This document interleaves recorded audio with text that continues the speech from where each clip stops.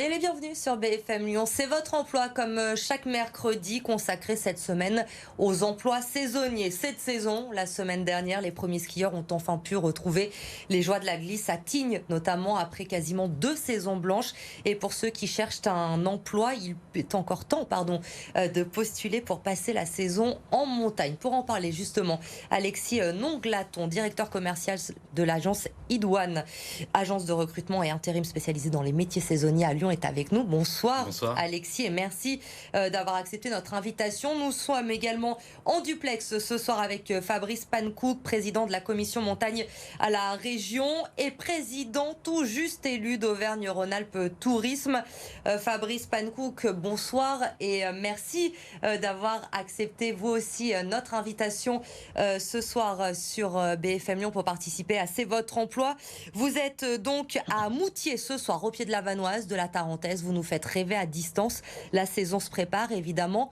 Comment s'annonce-t-elle ?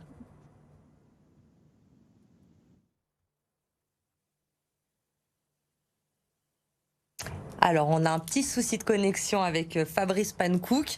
A priori, on va le retrouver dans un instant. Il n'y a aucun souci.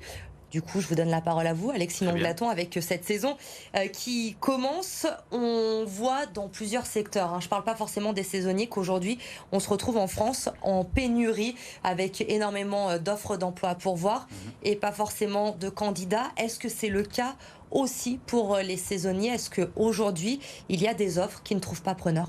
Bonsoir et merci encore une fois pour l'invitation. En effet, donc, on se retrouve face à une pénurie d'emplois aujourd'hui, et notamment avec les métiers saisonniers, avec une partie des anciens saisonniers qui se sont désintéressés de ce monde-là. Et aujourd'hui, en effet, il y a beaucoup de postes à pourvoir auprès de nombreux employeurs. Alors Fabrice Pankouk nous entend a priori à présent, on va le retrouver également. Bonsoir Fabrice. Bonsoir. On parlait de la saison donc qui commence. Comment elle s'annonce cette saison ? Elle s'annonce, je dirais, dans le prolongement de ce qu'on a vécu au cours de l'été dernier, c'est-à-dire une vraie difficulté sur le front de l'emploi. Ça concerne la saisonnalité, c'est la question que vous posiez il y a un instant, et ça concerne tous les métiers. On est habitué de faire ce constat, je dirais, du côté de l'hôtellerie ou de la restauration. Aujourd'hui, on voit que ça s'est élargi, le spectre est plus large. De la même manière, on qualifie à peu près à 30% de plus le nombre d'offres qui restent aujourd'hui à pourvoir. La saison commence, ce nombre d'offres qui reste encore à pourvoir ce soir, vous nous le dites. Par rapport à une saison avant crise sanitaire, j'ai envie de dire, est-ce que ce chiffre est important? Est-ce que vous êtes finalement dans la normale et il n'y a pas trop d'inquiétude à avoir? Alors on en a effectivement à ce stade de l'inquiétude. Je vous dis, c'est 30% de plus de postes à pourvoir. Pour vous donner un exemple, ici sur le site Pôle emploi de Moutier, donc on est ici au cœur de la Tarentaise, c'est 1300 offres qui sont en cours contre 900 l'année 2019 par exemple. Comment vous l'expliquez avec Alexis? On parlait un instant de cette crise qui a changé beaucoup les envies des personnes, des saisonniers. C'est une raison, c'est pour cela qu'aujourd'hui, il y a un manque de saisonniers. C'est la crise qui a finalement fait changer les habitudes et les envies des gens? Oui, je pense que la crise a été un catalyseur de la situation et on sent qu'on est dans une transition, donc elle s'opère aussi dans ce cadre-là. Je crois qu'il faut que nous ayons un regard au regard de cette situation de la crise et puis des aspirations. On a sans doute très souvent communiqué sur ce qui fait qu'on vient en tourisme sur notre territoire. Il faut sans doute que de la même manière, nous puissions mettre en appétence ceux qui sont invités à venir travailler chez nous.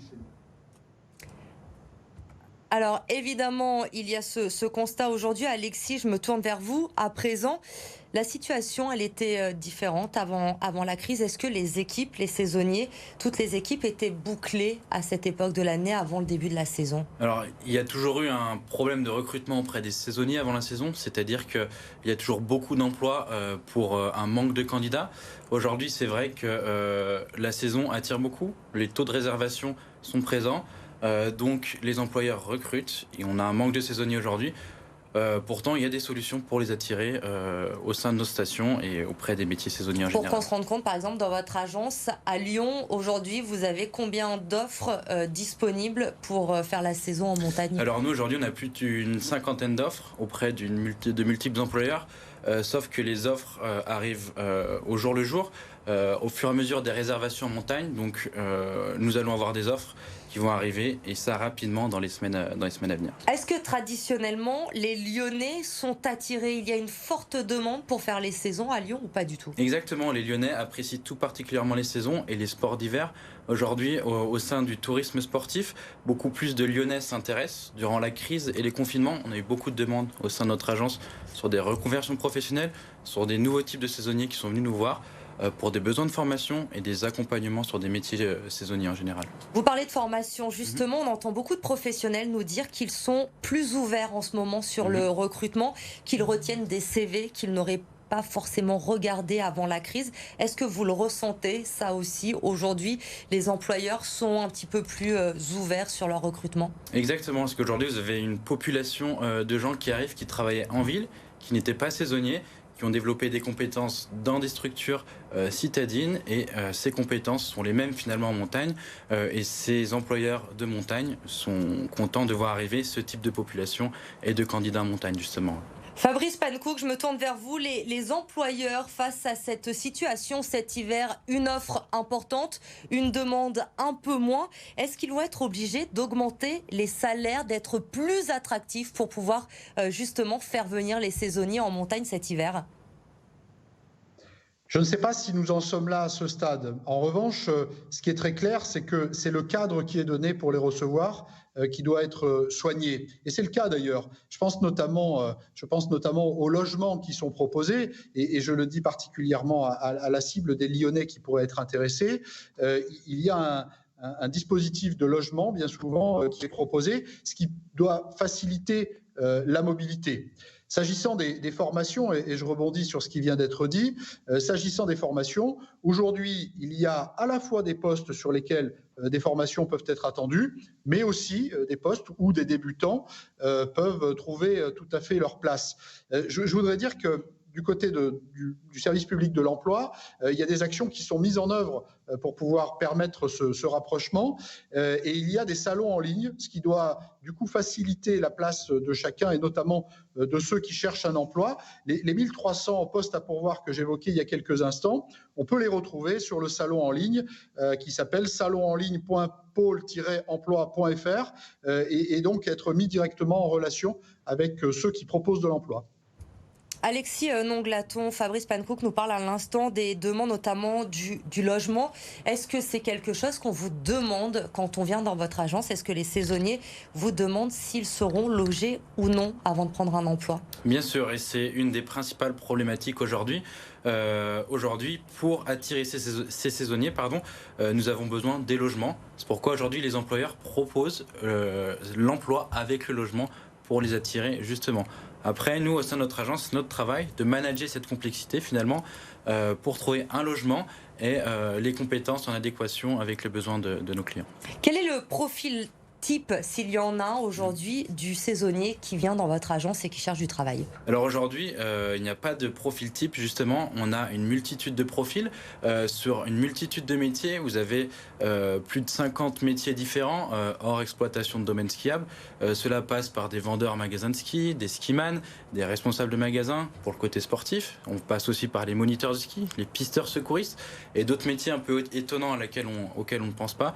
Par exemple, des spas praticiennes, tout ce qui appartient à l'hôtellerie finalement, et également des métiers un peu plus administratifs comme des agents d'accueil, des secrétaires, etc., etc. Donc il y a de quoi faire, il y en a Exactement. Un petit peu pour tout le monde pour faire les saisons en montagne. Fabrice Pannekouk, on le sait, il y a toujours du positif et du négatif dans chaque profession. Ce serait quoi pour vous concernant les saisonniers? Qu'est-ce qui rebute et qu'est-ce qui attire? Déjà, le phénomène de la saison, pour certains, c'est un avantage, pour d'autres, c'est une contrainte, puisque la temporalité de l'assurance emploi est pour le coup limitée. Ça peut être l'éloignement parfois de la cellule familiale, et puis peut-être la crainte de se retrouver aussi dans un environnement qui n'est pas celui du quotidien. Moi, je crois que tout ça, il faut en réalité le dépasser. Il y a de nombreux arguments positifs pour venir vers nos territoires, et ces arguments positifs sont finalement les mêmes que ceux qui font venir les visiteurs chez nous, parce que les conditions de travail ont été aussi grandement améliorées, et je crois qu'il reste du temps libre qui permet de profiter de notre territoire. C'est un avantage. Je pense que vous avez convaincu pas mal de personnes qui nous regardent ce soir, Fabrice Pankouk, à franchir le cap et à vous rejoindre pour cette saison en montagne. Merci beaucoup d'avoir été avec nous en duplex ce soir dans cette émission, Fabrice. Merci à vous également, Alexis Nonglaton, d'avoir été avec nous. Je rappelle votre agence Idoine, agence de recrutement et d'intérim spécialisée dans les métiers saisonniers. N'hésitez pas à aller rendre visite à Alexis si vous cherchez justement un emploi pour la saison. Et justement, il n'y a pas que les saisonniers. Aujourd'hui, tout de suite, ce sont nos bonnes annonces. Des annonces à retrouver, vous le savez, chaque semaine sur le site de Pôle emploi également. Et cette semaine, une offre d'emploi du côté de Anse, où 60 postes de chauffeurs-livreurs en CDI temps plein sont à pourvoir.